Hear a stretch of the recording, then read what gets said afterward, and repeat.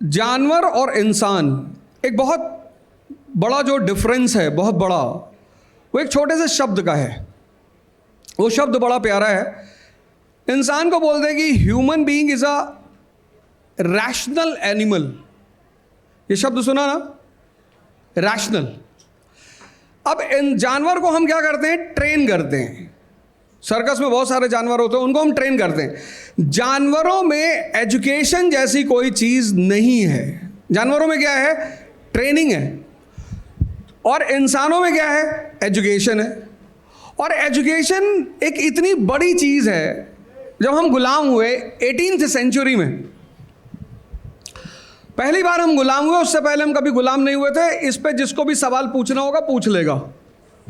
मैं इस स्टेटमेंट को फिर से दोहरा दूं कि हम पूरे इतिहास में पहली बार गुलाम हुए थे 18वीं शताब्दी में। उससे पहले हम कभी गुलाम नहीं थे। अरे इतना सन्नाटे वाली बात नहीं है। यहाँ बहुत सारे पढ़े लिखे लोग बैठे हैं। आपको अगर लगे कि नहीं स्टेटमेंट गलत है, भाई सिद्धांत भाई कहते हैं हम आपकी बहुत सारी बातों से असहमत रहते हैं। अच्छी बात है, असहमति एक बहुत प्यारी चीज़ होती है। बस वो असहमति एक दूसरे की बुराई में नहीं होनी चाहिए। डेमोक्रेसी में सबसे पावरफुल क्या है, विपक्ष। जिस देश की डेमोक्रेसी में विपक्ष कमजोर होगा, उस देश की सरकार अपने आप कमजोर होगी या फिर जनता के हित में नहीं होगी। तो जब भी आपको लगे कि मैं कोई स्टेटमेंट दे रहा हूं, आपको लगे कि नहीं ऐसा नहीं है, आप उसको नोट डाउन करके मुझसे वो सवाल कर सकते हैं। तो मैंने कहा 18वीं शताब्दी में हम पहली बार गुलाम हुए और हमें गुलाम बनाया ईस्ट इंडिया कंपनी ने। और ईस्ट इंडिया कंपनी जब हमें गुलाम बनाया तो वो चाहती थी कि उसे भारत से कुछ लेना देना नहीं था, उसको सिर्फ भारत की संपत्ति से लेना देना था। जब 19th सेंचुरी में हम एंटर करते हैं तो 19th सेंचुरी के पहले हाफ में पूरे भारतीय इंडियन सब कॉन्टिनेंट पे उसका कब्जा हो जाता है। पूरे मतलब 1757 से 1857 तक ईस्ट इंडिया कंपनी का पूरे भारत के सब कॉन्टिनेंट पे कब्जा। अब इतने बड़े क्षेत्र पे जब उनका कब्जा हुआ तो ऑफिसर तो वो इंग्लैंड से ले आएंगे, आईपीएस आईसीएस ये तो इंग्लैंड से ले आएंगे। बाबू और चपरासी उन्हें इंडिया से पैदा करना है। तो अब इस बाबू और चपरासी को पैदा करने के लिए उन्हें एक ऐसी एजुकेशन पॉलिसी लानी है कि यहां के लोग उस सिस्टम में फिट हो सके, पहली बात। दूसरी बात, ब्रिटेन का इंडस्ट्रियल सेक्टर बहुत मजबूत होता जा रहा था। 1750 में इंडस्ट्रियल रेवोल्यूशन हुआ और 19th सेंचुरी जब शुरू हुई तो उन्हें अपने प्रोडक्ट्स को भारत में बेचना था।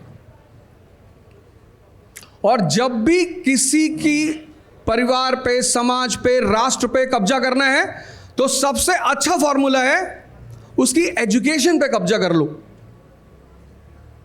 हमारे पिताजी डोमिनोज का मतलब नहीं जानते, हम ही नहीं जानते थे, पर हमारे बच्चे सिर्फ डोमिनोज जानते हैं।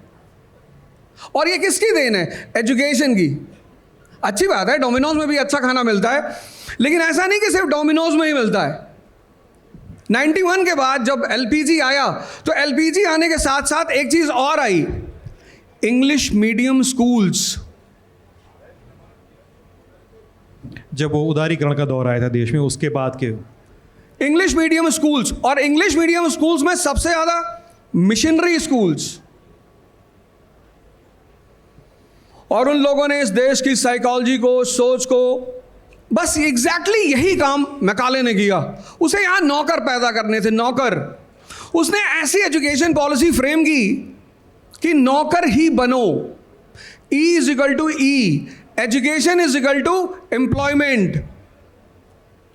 हमारा फॉर्मूला क्या था एंशिएंट इंडिया में, E is equal to E, education is equal to enlightenment, wisdom, विवेक। एजुकेशन का सबसे इंपॉर्टेंट काम है विवेक को पैदा करना। अगर एजुकेशन उस विवेक को नहीं पैदा कर पा रही है तो वो एजुकेशन कोलैप्स कर जाएगी। जैसे आज हमारे देश में लोग बादाम का तेल लगा रहे हैं, अच्छी बात है, आपके पास पैसा आप लगाइए। बादाम युक्त पान मसाला खा रहे हैं, बादाम की क्रीम लगा रहे हैं और खा रहे हैं गुटखा। और और फिर कह रहे हैं डिप्रेशन का शिकार हो रहे हैं, सर फ्रस्ट्रेशन बहुत हो रहा है, सर हमारी गर्लफ्रेंड हमसे बात नहीं कर रही है।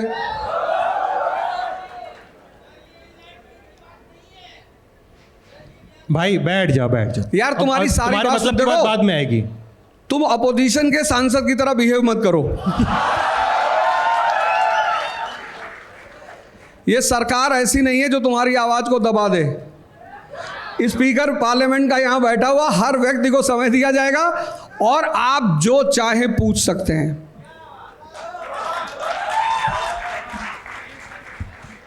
कुछ भी मतलब कुछ भी। कुछ भी का मतलब कुछ भी आप लोग समझ तो गए ही होंगे। ये हंसी और ये चिल्लाहट जो समझ में आता है हम लोगों को भी,